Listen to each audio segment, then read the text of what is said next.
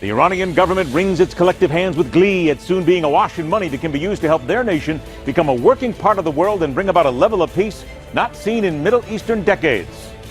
You're not falling for it. Neither are the experts.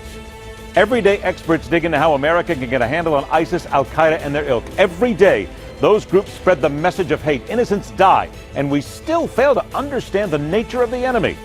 The nature of Washington, D.C. seems to be one of complete distrust. Is Paul Ryan the answer to solving this nightmare?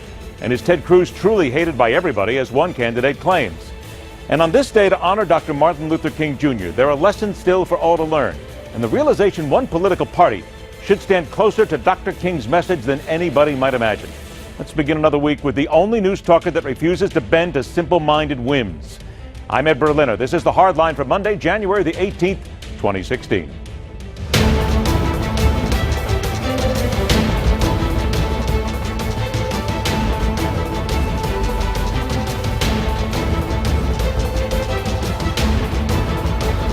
Today, international inspectors are on the ground, and Iran is being subjected to the most comprehensive, intrusive inspection regime ever negotiated to monitor a nuclear program.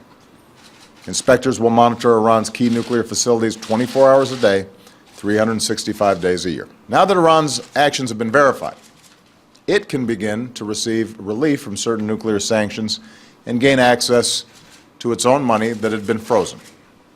And perhaps most important of all, we've achieved this historic progress through diplomacy, without resorting to another war in the Middle East. In the White House, there is jubilation, backslapping, fist bumping, and plenty of "we told you so" lines being dealt out to those who have long held the American deal with Iran is the worst thing that could happen to not only the Middle East, but to the world. President Obama and his followers are hammering away at critics by noting they did the right thing. American hostages are heading home from Iran, and whatever government is in charge is going to toe the line and bring Iran into the 19th century at the very least, and stop importing the brand of terror. So now we've got a simple question again we have to face. Whom do you trust to be telling us the truth? Welcome to The Hardline, Senior Fellow at the Center for Global Affairs at New York University, a recognized expert on Middle East politics, Dr. Alon Ben-Meir, joined by Senior Fellow at the Foundation for the Defense of Democracies, known for his work on Iran and their government, Dr. Emanuele Ottolenghi. Doctors, I want to thank you both for joining us, and we have to discuss this in some very harsh terms and some very straightforward questions. Dr. Ben-Meir, the president says the actions have been verified. He is absolutely positive that the Iranians are helpless and they are bending to the whim of America. There are those out there that say that is an absolute fraud. It is false. Somebody's got to be very wrong here. Who is wrong and who's right? Well, it's not exactly black and white. I think the president has exaggerated the way he painted the deal itself. I am in favor of the deal. I think it's better than no deal. However, there are still many loopholes in the deal. And he just said, for example, that the inspection will be the most intrusive ever, only in relative to previous inspections. But still, there are certain facilities, for example, that the United States or the International Monetary, I should say the IEA, will have to give Iran a notice for at least 2 weeks before they can go and visit some of these facilities. There are a number of issues with the deal itself. However, on the whole, it's probably better having no deal, but the question today would be, what is going to happen now? That is, the deal is in progress. It will take years and years before we see the end of it. Will Iran adhere to it? Will this in fact prevent Iran from acquiring a nuclear weapon? How will Iran behave between now and then throughout the region? What is going to be its involvement in the future in Syria, in Iraq, in Yemen? Will it curtail its in support of terrorists around the region? These are all open-ended questions, not to speak of the concern that the Saudis, the Israelis, and other powers in the region are extraordinarily concerned about Iran's behavior, now that it's going to have billions and billions of dollars to spend. So these are all these open-ended questions, and I don't think the president has been able to portray it in the manner that it should have been portrayed. Dr. Ottolenghi, there are two things here that come to mind right away. And Dr. Ben-Meir brought up an interesting point here, one that we have talked about many times. There is still a 2-week notice period for the Iranians to know when anyone is coming in to check on what they're doing. Number one, that leads everybody to believe, knowing this government, they will lie, they will cheat, they will steal, they will do whatever they can to make sure that they hide whatever is there, and we simply won't be able to find it, no matter how intrusive it may be. The second thing that comes to mind is the money that is now out there.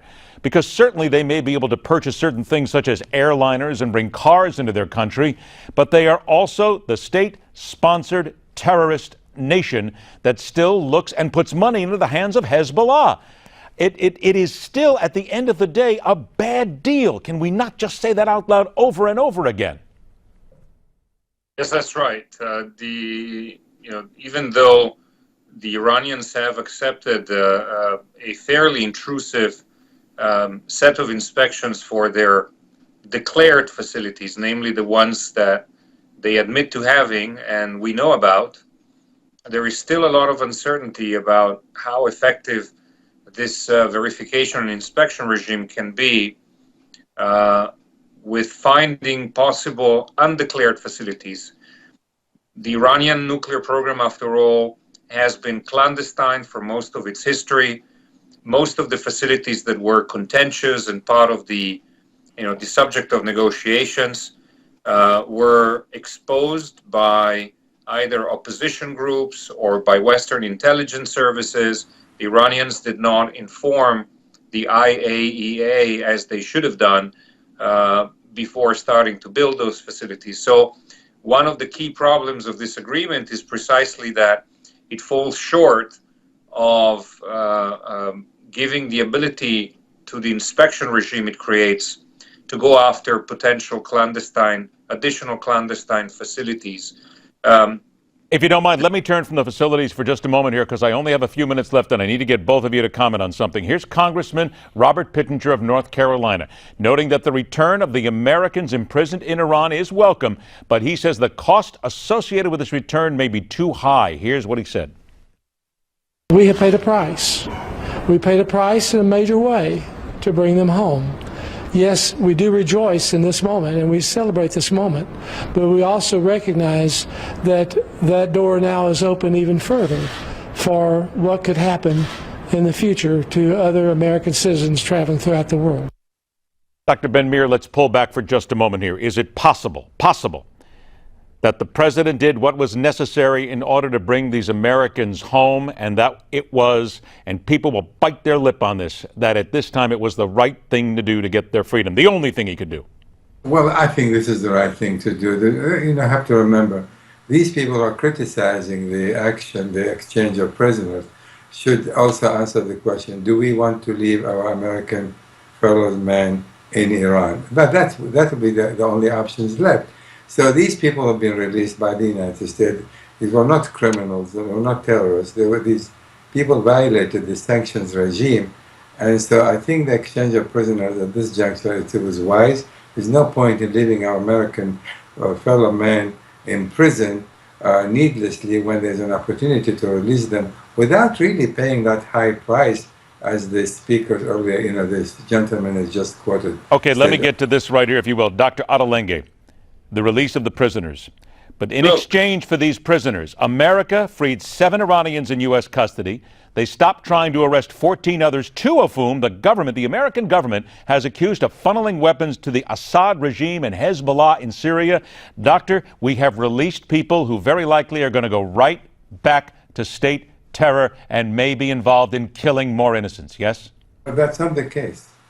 Well, look, I'll tell you what, the thing that bothers me the most about this deal is that if the administration had negotiated a deal with the Iranian regime that had somehow freed, released, and brought back home all Americans held in Iranian custody as hostages, then we could say, you know what, whatever the price, the freedom of these Americans who were held unfairly, unjustly, is worth paying. But the problem is that there are Americans left behind. The administration did not extract from the Iranian regime the release of two Americans at least left behind in Iran. One is an Iranian-American dual national businessman who was arrested a few months ago. And the other one is a former FBI official. There are still men there, and I'm running out of time. I only have 20 seconds left. Dr. Ben-Meir, you disagreed with the statement that I made earlier. In 20 seconds, why? Well, you know, look, if there's any opportunity to begin amending some kind of relations with Iran, this is probably the time. But we're going to have to be extraordinarily vigilant and not allow Iran to violate the agreement when a single point, and I'll have to be put on alert that if they do so, they will have to face serious consequences. And there's exactly the word. I'm out of time, but unfortunately, let's end it there. Serious consequences, which is what the American government, Middle Eastern governments, and others must be vigilant of. If not, it could come back to haunt them. Dr. Alon Ben-Meir, Dr. Emanuele Ottolenghi, I want to thank you both for joining us. We'll do this again. One word no one can seem to decipher in defeating any of these religious-based killers. We'll talk about it next here on The Hardline.